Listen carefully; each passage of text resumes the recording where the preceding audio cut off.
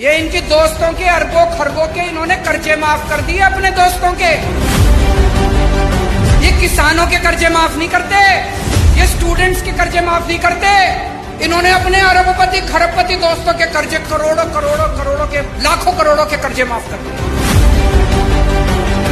इनका एक दोस्त है, उसने 87,000 करोड़ रुपए का कर्जा ले रखा है, एक आदमी ने सारा माफ कर दिया।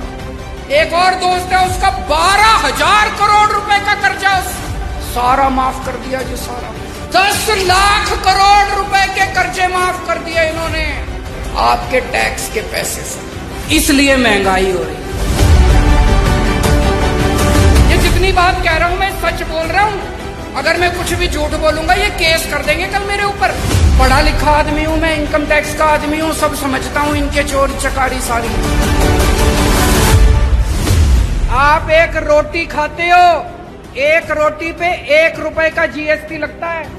एक कप दही के ऊपर 1 रुपया जीएसटी लगता है।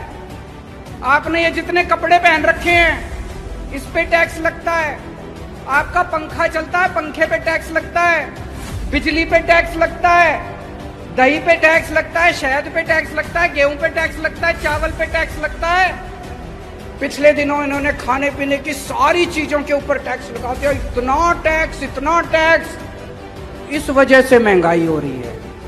बस सांस लेना ही बाकी है, चिंता ना करो, एक बारी और आ गए तो उस पे भी लग जाएगा टैक्स। कोई दूर दूर तक सरकारी काम दिखाई नहीं देता, तो ये अरबों खरबों रुपया जा कहाँ रहा है? ये जा रहा है इनके दोस्तों की जेब में। मैं आज लिस्ट लेके आया हूं, ये इनके दोस्तों के अरबों खरबों के इन्होंने कर्जे माफ कर दिए अपने दोस्तों के। इनके कई दोस्त हैं, उन्होंने बैंकों से कर्जे ले रखे हैं। किसी ने 5,000 करोड़, किसी ने 10,000 करोड़। और जब कर्जे वापस करने की बात आई, बैंक आया उनके पास, तो उनकी नीयत खराब हो गई।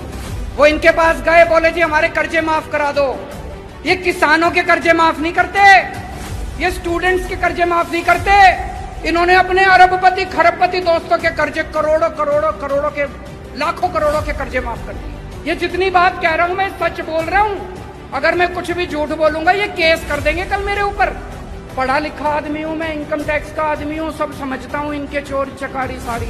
अभी इन्होंने दिल्ली में हमारी सरकार गिराने की कोशिश करी, सोचो इनकी हिम्मत। इन्होंने प्लानिंग बनाई, केजरीवाल के 40 एमएलए तोड़ेंगे।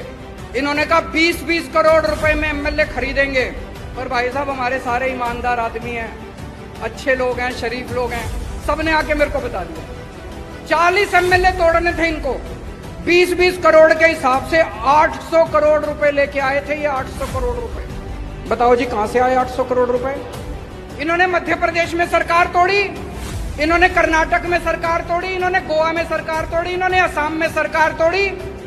277 एमएलए खरीद चुके अभी तक ये। 277 20-20 करोड़ रुपए के हिसाब से भी लगा लो, 6,000 करोड़ रुपए इन्होंने एमएलए खरीदने में लगा दिए। ये पैसा कहां से आया जी?